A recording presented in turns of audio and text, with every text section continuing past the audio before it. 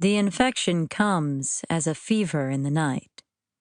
If you take ill, watch the veins, the tributary of blood traveling down the arms. If they remain as they ever did, you have nothing to fear. If the blood darkens to an inky black, the infection has taken hold. The infection comes as a fever in the night. I was 9 the first time the physicians came to the house. My uncle and his men were away.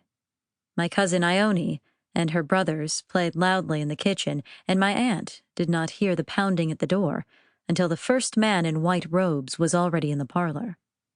She did not have time to hide me. I was asleep, resting like a cat in the window.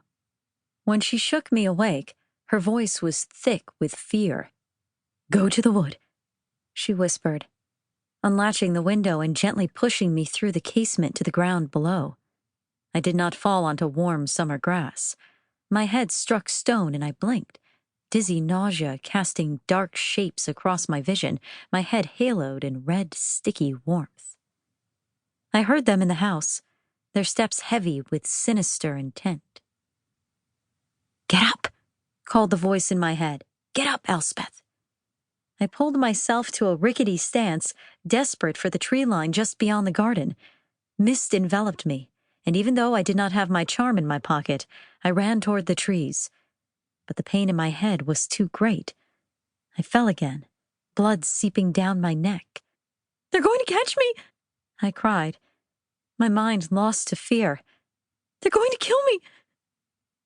"No one's going to hurt you, child," he snarled. "Now get up." I tried. Fiercely I tried. But the damage to my head was too great, and after 5 desperate steps, the edge of the wood so close I could smell it, I fell onto the dirt in a cold, lifeless faint. I know now what happened next was not a dream. It couldn't have been. People don't dream when they faint. I didn't dream at all, but I don't know what else to call it. In the dream, the mist seeped into me, thick and dark.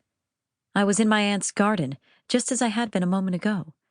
I could see and hear, smell the air, feel the dirt beneath my head, but I was frozen, unable to move. "Help!" I cried, my voice tiny. "Help me!" Footsteps sounded in my mind, heavy and urgent.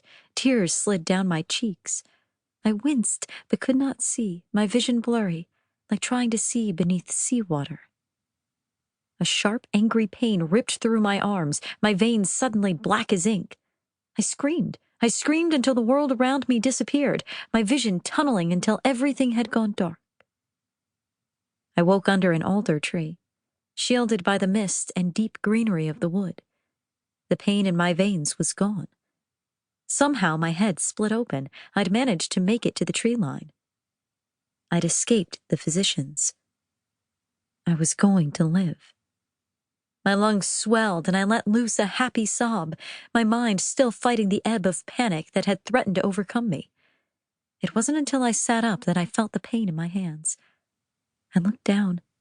My palms were scratched and tattered, blood soaking my fingers where my nails, now embedded with soil, had broken. Around me, the earth was upturned, the grass disturbed. Something or someone had flattened it.